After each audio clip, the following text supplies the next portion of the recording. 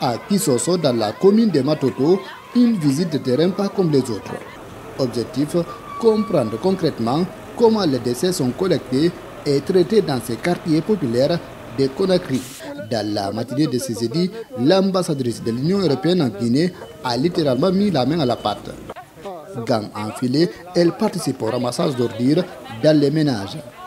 Un geste symbolique fort pour sensibiliser les citoyens à l'importance d'une bonne gestion des déchets et à la nécessité de s'abonner au PME local de collecte.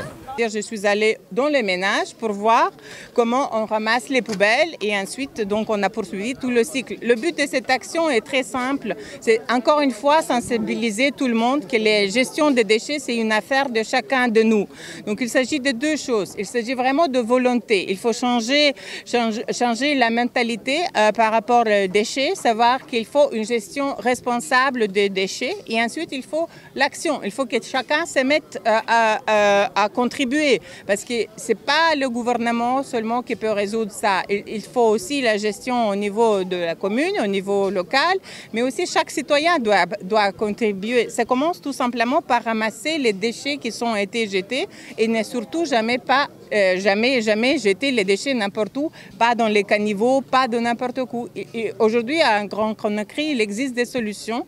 On peut s'abonner à un PME et on peut avoir ces déchets collectés. Le message semble bien passer.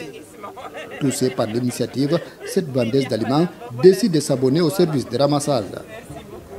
En retour, elle reçoit une poubelle, symbole d'un engagement nouveau envers l'hygiène et l'environnement. De toujours être propre.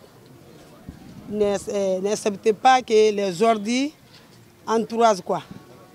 Tous les jours, il faut balayer là où la maison va.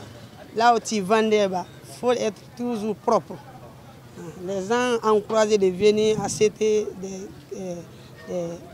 choses. Quand tu vends le riz ou le pain, il faut être toujours propre. Les gens encouragent de venir de manger. Dans ces quartiers, le taux d'abonnement est de 40%, fruit des efforts consentis par l'État et ses partenaires. Sur financement de l'Union européenne, Enabel a mis en place une zone de tri et de transit dans le cadre du projet sanitaire ville propre. Le gestionnaire du site nous explique son fonctionnement. Donc quand les PME viennent ici, comme vous avez constaté au niveau de la rentrée, les PME montent sur la rampe qui se trouve au niveau de l'autre côté. Maintenant, ils se positionnent au niveau des tables de tri. Maintenant, une fois qu'ils sont au niveau des tables de tri, ils déversent les ordures sur la plateforme. Donc ils retrient les matières valorisables, à savoir les plastiques souples, les fers et les canettes. Donc les fers et les canettes là, ce sont des matières qui sont valorisables, donc qui sont achetables. Donc il les conditionne de l'autre côté. Donc après avoir pris les valorisables, il met les restes dans les conteneurs. C'est qu'il est tout genre. Maintenant les valorisables là, il les met à côté. Donc à la fin de la journée, comme il y a une synergie entre les centres et la ZTT, donc ils font venir les plastiques par là. Il y a un gérant qui s'occupe uniquement de ça. Donc il le paye moyennant quelque chose. Donc en fonction de la quantité qu'il a triée. Donc la quantité qu'il a triée, quand ils amènent au niveau de ce centre, le centre retrie encore pour enlever les résidus et les matières qui ne sont pas bonnes, donc pour les mettre à côté. Et il y a des industriels qui se trouvent au niveau du Manéa que ces matières-là les intéressent. Cette visite de terrain fait suite à l'inauguration mercredi 7 mai d'une zone de tri similaire à Sanoya. Des actions qui s'inscrivent dans le cadre de la Semaine de l'Europe célébrée cette année sous le thème de l'assainissement.